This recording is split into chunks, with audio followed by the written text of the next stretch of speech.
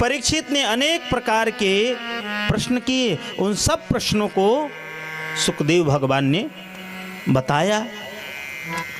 तो राजा परीक्षित ने पुनः प्रश्न कर दिया कि यह जो भागवत कथा आप मुझे श्रवण करा रहे हैं, यह कथा कैसे आपको प्राप्त हुई? तो सुखदेव भगवान ने कहा कि मैंने अपने पिताजी से सम्यक रूप से इस कथा को श्रवण किया। पिताजी ने कहा कि एक बार नारद जी ब्रह्मा जी से जब पूछे तो उन्होंने चतुश्लोकी जो भागवत का उपदेश दिया। उन 4 ही श्लोक से मैंने तप के बल से इस 18,000 श्लोकों को वर्णन किया। इस प्रकार से 4 श्लोक में ही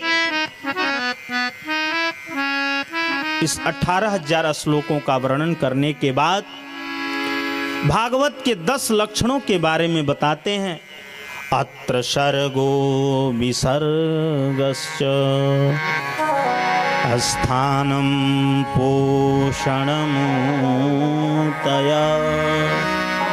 मन्वन्तरे सानुकथा निरोधो मुक्तिराश्रय। यह भागवत के 10 लक्षण हैं। सर्ग, विसर्ग, स्थान, पोषण, उति, मनमंतर, ईशानु, निरोध, मुक्ति और आश्रय, यही भागवत के 10 लक्षण हैं। इस 10 लक्षणों के बारे में बताया। उसके बाद से भगवान ने कहा था कि आप सृष्टि करो। तो ब्रह्मा जी ने कहा कि सृष्टि तो मैं करूंगा। तो उन्होंने सृष्टि प्रारंभ किया कौमार्ग सर्ग की। तो सबसे पहले सनक, सनंदन, सनातन और सनत कुमार, इन 4 ऋषियों को जन्म दिया और कहा कि आप सृष्टि करो। यह ऋषियों ने कहा कि हम सृष्टि नहीं कर सकते, हम तो भगवान का भजन करेंगे। मना कर दिए सृष्टि करने से। तो ब्रह्मा जी को क्रोध आ गया। क्रोध आया तो एक रुद्र प्रकट हो गए। बोलिए शंकर भगवान की। शंकर भगवान से कहा कि आप सृष्टि करो। तो अब सृष्टि शंकर भगवान करना नहीं चाहते, लेकिन ब्रह्मा जी ने कहा तो वह भूत प्रेतों को जन्म देने लगे। जो ब्रह्मा जी दिन में सृष्टि करते, भगवान भोलेनाथ की सृष्टि जो भूत प्रेतों के थी वो रात्रि में खा जाते। अंत में ब्रह्मा जी ने मना कर दिया कि आप सृष्टि को छोड़ दो, सृष्टि आप मत करो। पुनः ब्रह्मा जी ने सृष्टि प्रारंभ की। तो अब 10 मानस पुत्रों को जन्म दिया। मरीचि, अत्रि, अंगिरा, पुलस्त, पुलह, कर्तु, भृगु, वशिष्ठ, दक्ष और 10वें में नारद को जन्म दिया। महाराज ये नारद जी को छोड़ करके सभी गृहस्थी हुए। ब्रह्मा जी ने सोचा कि अब क्या करें, सृष्टि हो रही है लेकिन सृष्टि रहेगी कहाँ, क्योंकि पृथ्वी तो है नहीं। तो ब्रह्मा जी ने सोचा कि सृष्टि करूंगा, रखूंगा कहाँ, क्योंकि आदिदैत्य जो हिरणाक्ष है पृथ्वी को लेकर रसातल में चला गया है। जब सृष्टि बढ़ेगा तो वह रहेंगे कहाँ। उसी समय ब्रह्मा जी को छींक आई, एक छोटा सा बारह प्रकट हुआ। बोलिए बारह भगवान की जय। जैसे बारह भगवान प्रकट हुए, देखते देखते विशाल काय हो गए और तुरंत छलांग लगा करके सीधे पाताल लोक में चले गए। पृथ्वी को अपने मुख पे उठाया और ले करके आ रहे थे। इधर हिरणाक्ष जो था वह घूम रहा था। जब घूम रहा था तब तक नारद जी मिल गए। नारद जी से पूछा आप कहाँ जा रहे हो? नारद जी ने कहा मैं कहीं जा नहीं रहा हूँ, मैं तो भजन कर रहा हूँ। हिरण्याक्ष ने कहा किसका भजन?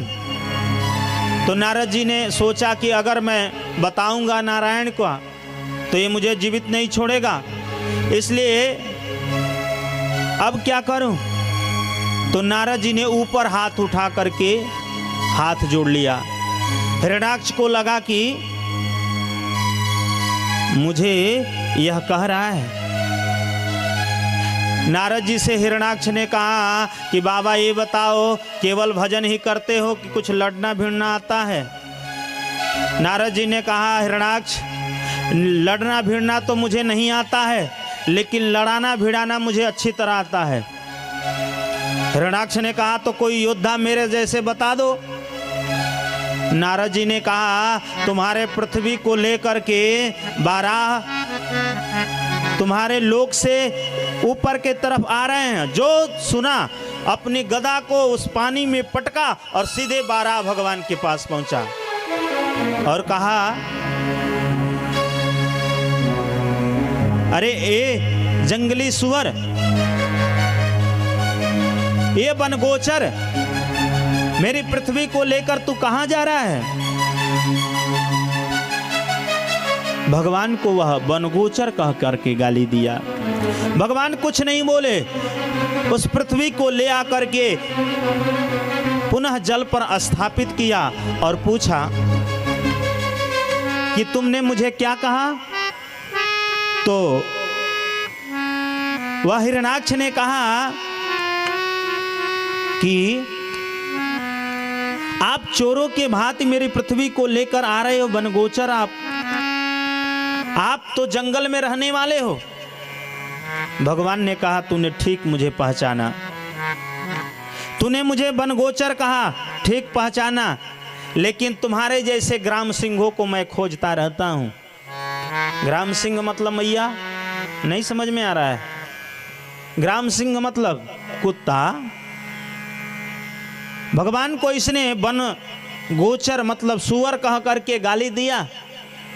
तो भगवान ने कहा ठीक है, तूने तो मुझे बन गोचर कहा, मैं तो जंगली सुअर हूं, लेकिन तुम्हारे जैसे ग्राम सिंहों को मैं खोजता रहता हूं।